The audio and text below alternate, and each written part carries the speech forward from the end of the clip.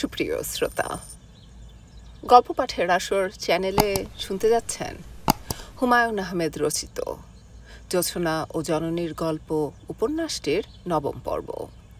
আমি ওয়ারা করিম, সাথে থাকুন। আসমানি বলল, এই কোথায় যাচ্ছ? শাহেদ জবাব দিল না। এরকম ভাব করলো যেন সে আসমানির কথা শুনতে পায়নি। আসমানি আবারও বলল, ভর দুপুরে তুমি যাচ্ছ কোথায়? শাহেদ এবারও জবাব দিল না। গত ২ দিন ধরে সে আসমানির সঙ্গে কথা বলা বন্ধ করে দিয়েছে। শাহেদ নিঃশব্দে ঝগড়া করার চেষ্টা করছে।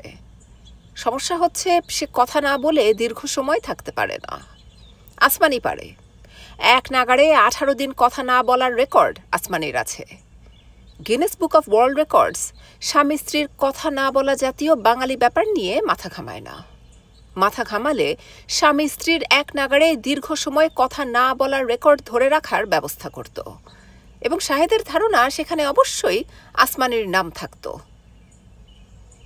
কথা না বলে দিনের পর দিন পাশাপাশি বাস করা আসমানির কাছে কিছুই না। কথা বলতে না পারলেই সে যেন ভালো থাকে। সমস্যা শুধু হয় শাহেদের। আসমানির সঙ্গে কথা বলতে না পারলে তার পেট ফুলতে থাকে। ৭-৮ ঘন্টা পার হওয়ার পর দমবন্ধ ভাব হয়। তারপর একসময় খুব অসহায় লাগতে থাকে। মনে হয় তার ভয়ঙ্কর কোনো অসুখ করেছে, নিঃশ্বাসে কষ্ট হওয়ার অসুখ। ৪৮ ঘন্টা হলো শাহেদ কথা না বলে আছে। দমবন্ধ স্টেজ পার করে সে এখন আছে অসহায় স্টেজে। তারপরেও ঠিক করেছে, আসমানি ক্ষমা প্রার্থনা না করা পর্যন্ত সে কথা শুরু করবে না। আসমানির ভাবভঙ্গি দেখে মনে হয় সে ক্ষমা প্রার্থনা করার জন্য মানসিকভাবে প্রস্তুত, চক্ষু লজ্জার জন্য পারছে না। আসমানি এখন নিজ থেকে আগ বাড়িয়ে অনেক অপ্রয়োজনীয় কথা বলছে, আশেপাশে ঘুরঘুর করছে। ২ দিন আগের ঝগড়ার দায়িত্ব বেশিরভাগই আসমানির। শাহেদ রাতে ঘুমোতে যাবার আগে বলেছে, আসমানি, তুমি এক কাজ করো, নীলগঞ্জে ভাইজানের কাছে চলে যাও। আসমানি বলল, কেন? ঢাকার অবস্থা ভালো না, লক্ষণ খুব খারাপ। কখন কি হয়, কি দরকার রিস্ক নিয়ে? তুমি ঢাকায় থাকবে? হ্যাঁ। তুমি ঢাকায় থাকবে আর আমি চলে যাব? ঢাকার অবস্থা আমার জন্য খারাপ আর তোমার জন্য রসগোল্লা? এরকম করে কথা বলছো কেন? কিরকম করে কথা বলছি? খুবই অশালীন ভঙ্গিতে কথা বলছো। যে মেয়ে ইংরেজিতে মাস্টার্স করেছে তার কথাবার্তা কি আরো শালীন হবে না? অশালীন কথা কোনটা বললাম? রসগোল্লা শব্দটা অশালীন? তাহলে শালীন শব্দ কোনটা? পান্তুয়া নাকি রসমালাই? প্লিজ চুপ করো। না, আমি চুপ করব না। তুমি আমাকে ব্যাখ্যা করবে কেন ঢাকা আমার জন্য খারাপ আর তোমার জন্য পান্তুয়া। শাহেদ বিরক্ত হয়ে বলেছে, আচ্ছা ঠিক আছে, তুমি থাকো, তোমাকে কোথাও যেতে হবে না। আসমানি গম্ভীর গলায় বলেছে, ঠিক করে বলো তো, কোনো কারণে কি তোমার আমাকে অসহ্য বোধ হচ্ছে? কথায় কথায় নীলগঞ্জ চলে যাও কেন? আমি নীলগঞ্জ চলে গেলে তুমি কি হাঁপ ছেড়ে বাঁচো? আমি একা নীলগঞ্জে গিয়ে কি করব? তোমার মাওলানা ভাইয়ের সঙ্গে হাদিস কোরআন নিয়ে গল্প করব? বললাম তো যেতে হবে না। আর আমাকে যদি যেতেই হয়, আমি নীলগঞ্জ যাব কেন? আমার কি যাওয়ার জায়গার অভাব আছে? সামান্য ব্যাপার নিয়ে তুমি বাড়াবাড়ি করছো আসমানি। শুধু আমি সামান্য ব্যাপার নিয়ে বাড়াবাড়ি করি, তুমি করো না? তুমি কি সবসময় অসামান্য ব্যাপার নিয়ে বাড়াবাড়ি করো? ওই দিন চায়ে চিনি বেশি হয়েছিল বলে কি তুমি কাপ শুদ্ধ চা মেঝেতে ছুঁড়ে ফেলে দাওনি? ব্যাপারটা এখানেই শেষ হতে পারত, শেষ হলো না। আসমানি বালিশ নিয়ে উঠে গেল। শাহেদ বলল, কোথায় যাচ্ছ? আসমানি বলল, তা দিয়ে তোমার দরকার কি? তুমি তোমার ঘুম ঘুমাও, আমি পাশে নেই, কাজেই রাতে তোমার ভালো ঘুম হওয়ার কথা। কে জানে, হয়তো সুন্দর সুন্দর স্বপ্নও দেখবে। আসমানি ঘুমোতে গেল বসার ঘরের সোফায়। শাহেদ এই সোফার নাম দিয়েছে রাগ সোফা। স্বামী স্ত্রীর ভেতর ঝগড়া হলে একজন কেউ সেই সোফায় গিয়ে শোয়। সে একজনটা বেশিরভাগ সময়ই আসমানি। আসমানি সোফায় ঘুমোতে গেছে, শাহেদ আছে বিছানায়, রুনি তার সঙ্গে। আসমানি রাগারাগি যাই করুক, রুনিকে সঙ্গে নিয়ে মশার কামড় খাওয়ায় না। শাহেদ মশারির ভেতর বসে আছে। তার কাছে মনে হচ্ছে এমন কিছু ঘটেনি যে রাতে আলাদা ঘুমোতে হবে। ব্যাপারটা বাড়াবাড়ি তো বটেই। আসমানি বেশ কিছুদিন থেকে বাড়াবাড়ি করছে। দেশের অনিশ্চিত অবস্থা মনের উপর চাপ ফেলে, সবাই কিছুটা হলেও অস্বাভাবিক আচরণ করে। সেই যুক্তিতে আসমানিকে ক্ষমা করা যায়। পরক্ষণেই মনে হলো, প্রতিবার আগ বাড়িয়ে এত ক্ষমার দরকার কি? সে হবে ক্ষমার সাগর, আর আসমানি হবে চৌবাচ্চা। কেন দেখি না, কথা না বলে কতদিন থাকা যায়। শাহেদ প্যান্ট পরতে পরতে ভাবল, কথা বলা শুরু করা যাক। এমনিতেও নিজের কোমর সরু হয়ে গেছে, কিংবা প্যান্টের কোমর কোনো এক অস্বাভাবিক কারণে বড় হয়ে গেছে। বেল্ট ছাড়া পরা যাবে না, বেল্ট খুঁজে বের করা যাবে না। কিন্তু আসমানিকে বললে সে নিমেষে বের করে দেবে। জিনিস খুঁজে বের করার অলৌকিক ক্ষমতা আসমানির আছে। শাহেদ বলল, আসমানির দিকে না তাকিয়ে বলল, বেলটা কোথায় দেখো তো। আসমানি বলল, দেখছি। তুমি যাচ্ছ কোথায় বলো? কাজ আছে, কাজে যাচ্ছি। কোনো কাজে যাওয়া যাওয়াই নেই। রুনিকে ডাক্তারের কাছে নিতে হবে। 4 দিন ধরে জ্বর চলছে। তুমি তো কপালে হাত দিয়ে মেয়ের জ্বরটা পর্যন্ত দেখছো না। সন্ধ্যাবেলা নিয়ে যাব। সন্ধ্যাবেলা না, এখনই নিয়ে যাবে। এখন ডাক্তার পাবো কোথায়? তাহলে অপেক্ষা করো, যখন ডাক্তার পাবে তখন নিয়ে যাবে। এর আগে বেরোতে পারবে না। আসমানি, তোমার কি মনে হয় না তুমি বাড়াবাড়ি করছো? বাড়াবাড়ি করলে করছি। তুমি বেরোতে পারবে না, আমি তোমাকে যেতে দেব না। শাহেদ শান্ত মুখে জুতার ফিতা লাগাচ্ছে। জুতার ফিতা লাগানোর সহজ কাজটা সে কখনো ঠিক মতো করতে পারে না। কিভাবে কিভাবে প্যাঁচ লেগে আন্ধা গিট্টু হয়ে যায়। এবারেও বোধহয় হয়ে গেল। আসমানি শীতল গলায় বলল, তুমি তাহলে বেরুচ্ছ? বেশ, যাও। বাসায় ফিরে এসে আমাকে কিন্তু দেখবে না। তুমি যাবে কোথায়?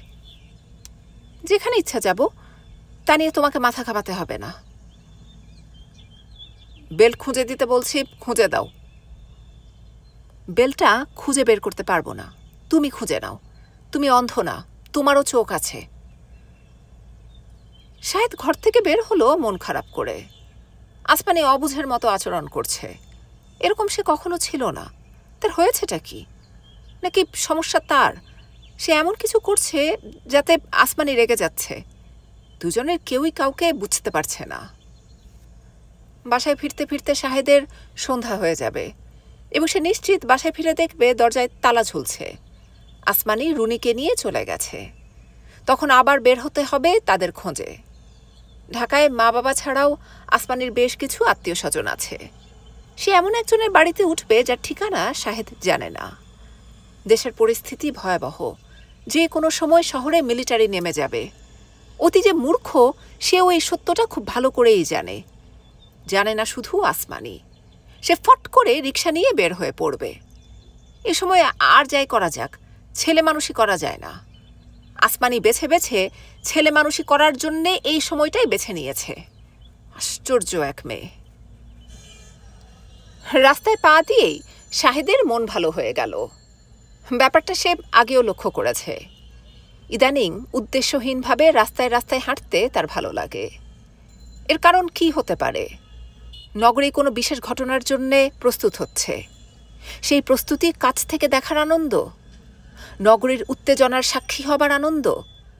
নগরীর মানুষরা অনেক কাছাকাছি চলে এসেছে, সেই কাছাকাছি আসার আনন্দ। বড় বড় উৎসবের আগে এই ঘটনাগুলি ঘটে। কোরবানির ঈদে গরু কিনে পথে হাঁটার সময় অপরিচিত জনরা আনন্দের সঙ্গে কাছে এসে জিজ্ঞেস করে, কত দিয়ে কিনলেন? দাম শোনার পর খুশি খুশি গলায় বলে, ভাই আপনি জিতেছেন, গরু মাশাল্লাহ ভালো হয়েছে। ঠিক এই রকম ব্যাপার এখন ঘটছে। যে দোকানে চাল ডাল কিনতে যাচ্ছে তাকে নিতান্ত অপরিচিত মানুষ অন্যদের সঙ্গে উপদেশ দিচ্ছে, কেরোসিন বেশি করে কিনে রাখেন, কেরোসিনের শর্টেজ হবে, কেরোসিন, দেয়াশলাই আর মোমবাতি। চায়ের দোকানে চা খেতে গেলে পাশ থেকে কেউ একজন অবধারিতভাবে জিজ্ঞেস করবে, ভাই সাহেব, দেশের অবস্থা কি বুঝেন? দেশ কি স্বাধীন হবে? আপনার কি ধারণা? দেশ স্বাধীন হবে কি হবে না এই নিয়ে পক্ষে বিপক্ষে দীর্ঘ আলোচনা চলে। আশেপাশের লোকজনও তাতে অংশ নেয়। একসময় আলোচনা ঐক্যমত্যে শেষ হয়। দেশ যে স্বাধীন হবে এই বিষয়ে সবাই 100% নিশ্চিত হয়। এই উপলক্ষে আরেক দফা চা খাওয়া হয়। নগরী স্বাধীনতার জন্যে অপেক্ষা করছে। এই অপেক্ষা খুব কাছ থেকে দেখা এক আনন্দময় অভিজ্ঞতা। শাহেদ মনের আনন্দে দুপুর 1টা পর্যন্ত পথে পথে ঘুরল। রোদ উঠেছে কড়া, ঘামে শরীর ভিজে গেছে। বাসায় গিয়ে সাবান ডোলে গোসলটা আরামদায়ক হবে, কিন্তু শাহেদের বাসায় যেতে ইচ্ছা করছে না। আসমানির কাছে রাগ দেখাতে ইচ্ছা করছে। সে যদি রাত 12টা পর্যন্ত বাইরে থাকে তাহলে রাগ দেখানোটা জমবে। শাহেদ রিকশা নিল। সে যাবে আগামসি লেইনে। সেখানে 2টা রুম ভাড়া করে তার অতি ঘনিষ্ঠ বন্ধু নাইমুল থাকে। তার সঙ্গে অনেক দিন যোগাযোগ নেই। নাইমুলের সমস্যা হলো সে নিজ থেকে কারোর সঙ্গে যোগাযোগ করবে না, অন্যদের তার কাছে যেতে হবে। প্রচণ্ড বেগে মধ্যবয়স্ক রিকশাওয়ালা ঝড়ের মতো রিকশা টানছে। শাহেদ বলল, কোনো তাড়াহুড়া নাই রে ভাই, রিকশা আস্তে চালাও। রিকশার গতি তাতে কমল না। রিকশাওয়ালা দাঁত বের করে বলল, টাইট দিয়া বসেন, উড়াল দিয়া নিয়ে যাব। শাহেদ বলল, উড়াল দেওয়ার দরকার নাই, অ্যাক্সিডেন্ট করবে, জানে মরব। এখন মরে গেলে স্বাধীন দেশ দেখে যেতে পারবো না। স্বাধীন তাইলে আইতাছে, কি কন স্যার? আসছে তো বটেই। আইজ শেখ সাহেব স্বাধীন ডিক্লার দিব। কে বলেছে? এটা সবাই জানে। রিকশাওয়ালা রিকশার গতি কমালো। সম্ভবত স্বাধীনতা নিয়ে যাত্রীর সঙ্গে কথা বলতে তার ভালো লাগছে। স্বাধীন হইলে আমরার মতো গরিবের দুঃখ কষ্ট কিছু থাকবো না, কি কন স্যার? থাকার তো কথা না। খাওয়া দাওয়া, কাপড় চোপড় সব দিব স্টেট। হ্যাঁ ঠিক না স্যার? সবই ফ্রি। শাহেদ চুপ করে রইল। স্বাধীনতার এই চিত্রটা নিয়ে আলোচনায় না যাওয়াই ভালো। শেখ সাহেব একটা বাঘের বাচ্চা, কি কন স্যার? অবশ্যই বাঘের বাচ্চা। হ্যাঁ, খাঁটি মায়ের খাঁটি দুধ খাইয়া বড় হয়েছে, কি কন স্যার? অবশ্যই। জীবনে একটা শখ ছিল শেখ সাহেবরে একদিন আমার রিকশায় তুলমো। বৃহস্পতিবার হাইকোর্টের মাজারে গিয়া দোয়াও করছি, জানি না দোয়া কবুল হইব কিনা। শাহেদ বলল, সৎ দোয়া সৎ ইচ্ছা সব সময় কবুল হয়। আগামসি লেনে নেমে শাহেদ ভাড়া দিতে গেল। রিকশাওয়ালা ভাড়া নিবে না। শাহেদ বলল, ভাড়া নিবে না কেন? রিকশাওয়ালা বলল, স্বাধীন হইলে তো সবই ফিরি হইব, ধরেন দেশ স্বাধীন হয়েছে। শাহেদ রিকশাওয়ালার দিকে তাকিয়ে আছে। এর চেহারা মনে রাখা দরকার। দেশ যদি সত্যি সত্যি স্বাধীন হয় তখন একে খুঁজে বের করতে হবে। ভোঁতা পাথরের মতো মুখ, মাথার চুল খাবলা খাবলা উঠে গেছে। কোনো এক বিখ্যাত লোকের চেহারার সঙ্গে রিকশাওয়ালার চেহারার মিল আছে, সেই লোকটাকে মনে পড়ছে না। রিকশাওয়ালা হাসি মুখে বলল, এমন নজর কইরা কি দেখেন? তার কথা শেষ হবার সঙ্গে সঙ্গে শাহেদের বিখ্যাত লোকটার নাম মনে পড়ল, আমেরিকার প্রেসিডেন্ট জর্জ ওয়াশিংটন। নাইমুলের ঘরের দরজা বন্ধ। কড়ায় ঝাঁকুনি দিতেই নাইমুল বলল, দরজা খোলা আছে, জোরে ধাক্কা দিলেই খুলবে, ভেতরে চলে আয়। ঘরে ঢুকতে ঢুকতে শাহেদ বলল, আমি কড়া নাড়ছি বুঝলি কি করে? তুই তুই করছিলি, অন্য কেউ তো হতে পারত। নাইমুল বলল, অনুমানে বলেছি, 7-8 দিন পর পর তোর দেখা পাওয়া যায়, আজ 9th ডে। নাইমুল খালি গায়ে লুঙ্গি পরে বিছানায় শুয়ে আছে। তার মুখের উপর বিশাল সাইজের একটা বই ধরা, সতীনাথ ভাদুড়ির গ্রন্থাবলী। ঘর খুবই ছোট, কোনো মতে একটা খাট এবং একটা চেয়ার টেবিল এঁটেছে। ঘরে একটা আলনা আছে, সেই আলনা বসানো আছে খাটের মাথায়। সেই কারণে খাট ছোট হয়ে গেছে। নাইমুলের মতো লম্বা মানুষ পা মেলে ঘুমোতে পারে না, তাকে পা খানিকটা গুটিয়ে রাখতে হয়। তবে ঘরের সিলিং অনেক উঁচুতে, সেই উঁচু সিলিং থেকে লম্বা রডের মাথায় ফ্যান ঘুরছে। নাইমুল বই থেকে চোখ না সরিয়ে বলল, কোনো কথা না, স্ট্রেট বাথরুমে চলে যা। বালতিতে পানি তোলা আছে, সাবান আছে, গামছা আছে, একটা লুঙ্গিও আছে। আরাম করে গোসল কর, তারপর কথা হবে। শাহেদ বলল, বাসায় গিয়ে গোসল করব। যা বলছি শোন, তোর ঘামে ভেজা শরীর দেখেই আমার অস্বস্তি লাগছে। শাহেদ বাথরুমে ঢুকে পড়ল। গায়ে পানি ঢালার পর তার মনে হলো দীর্ঘ 31 বছর জীবনে সে এত আরামের গোসল কোনো দিনও করেনি। নাইমুল বলল, গাধা, গোসল করে আরাম পাচ্ছিস? শাহেদ বলল, পাচ্ছি। নাইমুল বলল, 2 বালতি পানি আছে, প্রথম বালতি পানি গায়ে ঢেলে শরীর ঠান্ডা কর। শরীর পুরোপুরি ঠান্ডা হবার পর গায়ে সাবান মাখবি। তাড়াহুড়ার কিছু নেই, ধীরে সুস্থে সাবান মাখ। তারপর সেকেন্ড বালতি। দুপুরে কি আমার এখানে খাবি? খেতে পারি। তাহলে তোকে আজ ইলিশ মাছের ডিম খাওয়াবো। এই ডিম খাওয়ার পর পৃথিবীর কোনো খাবার তোর মুখে রুচবে না। ডিম কে রেঁধেছে? গনি মিয়া বাবুর্চি, হোটেলে বলা আছে। খাওয়া যথাসময়ে চলে আসবে। হড়বড় করে পানি ঢালছিস কেন? আস্তে আস্তে ঢাল, শরীর আরাম পাক। শাহেদ গায়ে পানি ঢালছে, আরামে ঘুম পেয়ে যাচ্ছে। ইচ্ছা করছে বাথরুমের ঠান্ডা মেঝেতে শুয়ে খানিকক্ষণ ঘুমায়। সে ঘুমাবে আর কেউ একজন গায়ে পানি ঢালবে। নাইমুলের গলা শোনা গেল, শাহেদ, তোকে বলা হয়নি আমি বিয়ে করছি। শাহেদ বলল, সে কি? চমকে উঠলি কেন? আমি চিরকুমার থাকবো এরকম কথা তো কখনো বলিনি। মেয়ে দেখা হয়েছে? চাকমা টাইপ চেহারা। বলিস কি, মেয়েও ঠিক হয়ে গেছে আর আমরা কিছুই জানলাম না? বিয়ে করব আমি, তোদের জানার দরকার কি? বিয়ের তারিখ ঠিক হয়েছে? হ্যাঁ। কবে? আজ। ঠাট্টা করছিস? আমি জীবনে কখনো কারো সঙ্গে ঠাট্টা করেছি এরকম উদাহরণ আছে? বিয়ে কখন? রাতে কাজী ডাকিয়ে বিয়ে। কবুল কবুল কবুল, ঝামেলা শেষ। শাহেদ গায়ে পানি ঢালা বন্ধ করল। তার অতি ঘনিষ্ঠ বন্ধু নাইমুল, আজ রাতে তার বিয়ে। এই খবরটা জানানোর প্রয়োজনও সে বোধ করেনি। নাইমুল সব সময় এরকম। সে কি আসলে এরকম, নাকি এটা তার এক ধরনের শো? সবাইকে জানানো, তোমরা আমাকে দেখো, আমি নাইমুল। আমি জীবনে কখনো কোনো পরীক্ষায় সেকেন্ড হইনি। আমি তোমাদের মতো না, আমি আলাদা। শাহেদ, বল। মেয়ের নাম মরিয়ম। আমি ঠিক করেছি তাকে শর্ট করে ডাকবো মরি। ভালো তো। আমার শ্বশুর সাহেব পুলিশের লোক, তার নাম মোবারক হোসেন। তুই কি সত্যিই আজ বিয়ে করছিস?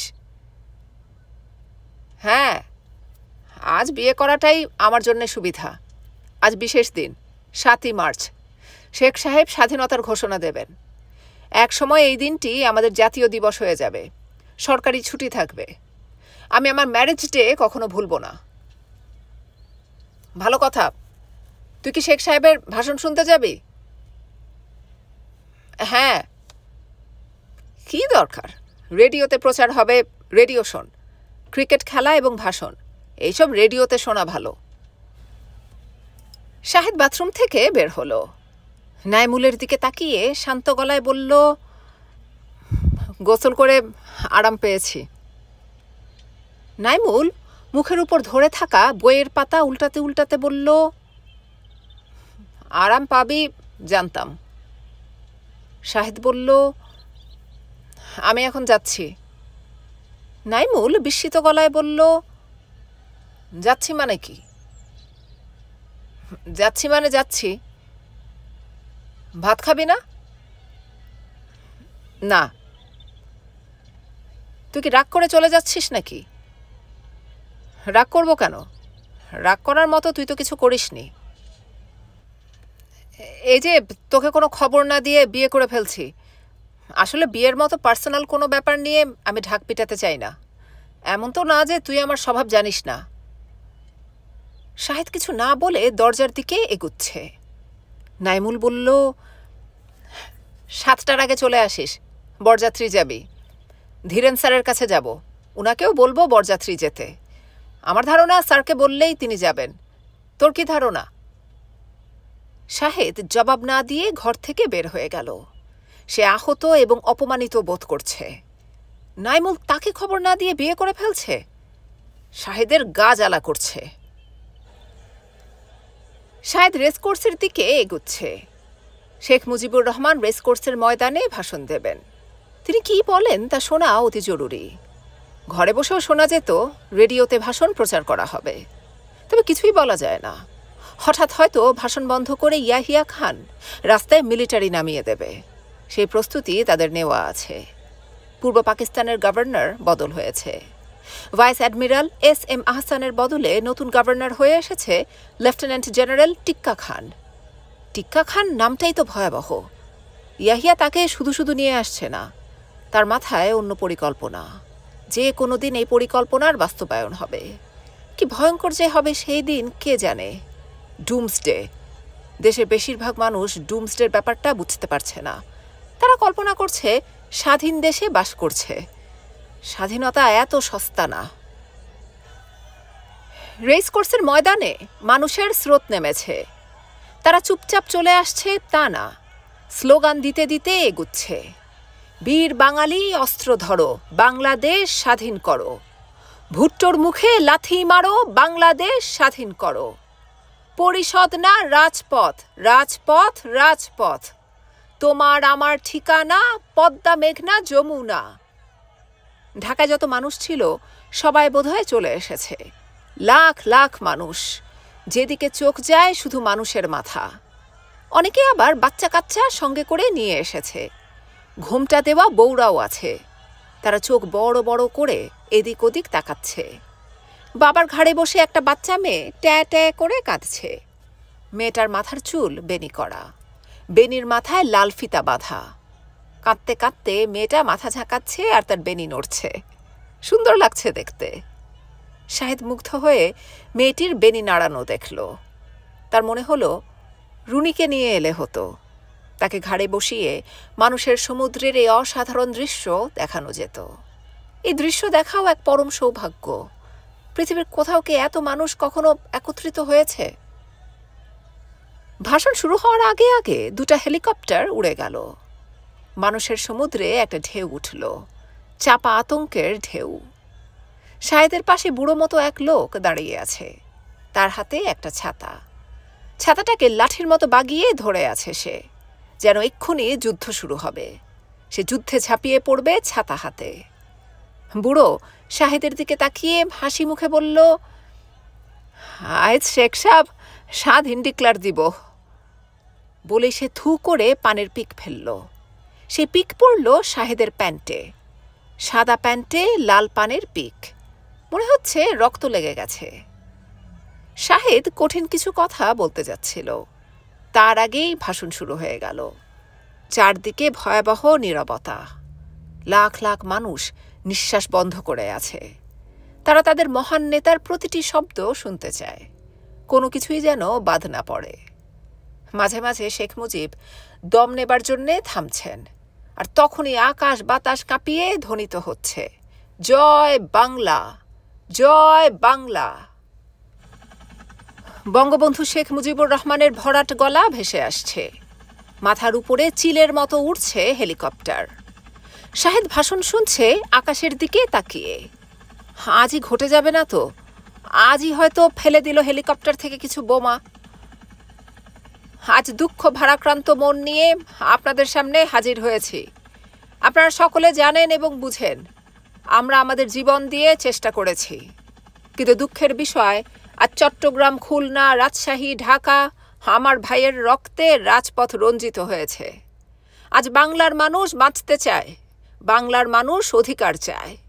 কি অন্যায় করেছিলাম? নির্বাচনে বাংলাদেশের মানুষ সম্পূর্ণভাবে আমাকে ও আওয়ামী লীগকে ভোট দেন। আমাদের ন্যাশনাল অ্যাসেম্বলি বসবে, সেখানে আমরা শাসনতন্ত্র তৈরি করব এবং এ দেশের ইতিহাসকে আমরা গড়ে তুলব। হেলিকপ্টার বড় যন্ত্রণা করছে। এরা কি চাচ্ছে? বাচ্চা মেয়েটা কাঁদতে শুরু করেছে। মনে হয় সে ভয় পাচ্ছে। ভাষণ শেষ হবার পর শাহেদ কি ফিরে যাবে বন্ধুর কাছে? আজ তার বিয়ে। সেই বিয়েতে শাহেদ অবশ্যই অনুপস্থিত থাকতে পারে না। তার উপর রাগ হচ্ছে। রাগ চাপা থাক, রাগ দেখানোর সময় আরও পাওয়া যাবে। একই, সে ভাষণ না শুনে মনে মনে এসব কি ভাবছে? নেতার প্রতিটি কথা খুব মন দিয়ে শুনতে হবে। এই ভাষণে অনেক সাংকেতিক নির্দেশও থাকতে পারে। সৈন্যরা, তোমরা আমার ভাই, তোমরা ব্যারাকে থাকো, তোমাদের কেউ কিছু বলবে না, কিন্তু আর তোমরা গুলি করার চেষ্টা করো না। 7 কোটি মানুষকে দাবায় রাখতে পারবা না। আমরা যখন মরতে শিখেছি তখন কেউ আমাদের দাবায় রাখতে পারবে না। শাহেদ গভীর মনোযোগে বক্তৃতা শোনার চেষ্টা করছে। অতিরিক্ত মনোযোগের কিছু সমস্যা আছে। মাঝে মাঝে সব আবছা হয়ে যায়। মানুষের মস্তিষ্ক এত মনোযোগ নিতে পারে না। সে কিছু সময়ের জন্যে বিশ্রাম নেয়।